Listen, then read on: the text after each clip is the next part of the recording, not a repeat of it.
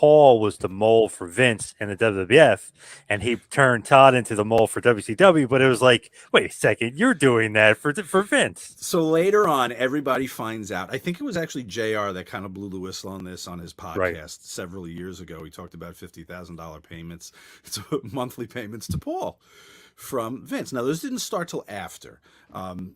Admittedly, when the mole stuff was going on, he was not yet taking money from Vince. Best I can ascertain.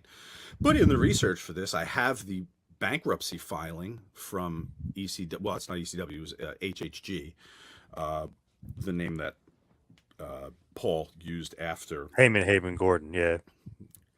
Gordon, yeah. Right. But in their bankruptcy filings, you have to list all of your creditors to whom you owe money. $500,000 to World Wrestling Entertainment. Can you think of one business deal they had?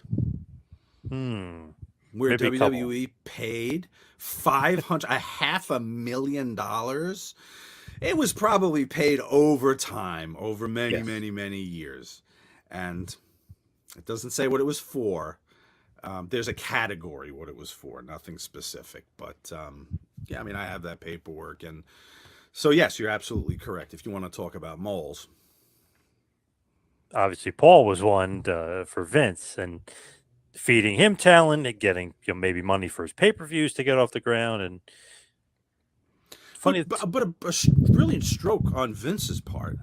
But it's interesting. I mean, obviously, Paul and Vince still working together to this day. So no doubt part of that deal, right? Wouldn't you say, if you had to speculate, as part of that deal and keeping the business going? And it's well, young man, you'll have a job here for life. How many people can say they've had a tenure with WWE as long as he? And I mean, talent today, he's an on-camera and off-camera talent. He's not an in-ring talent, right? He's a manager.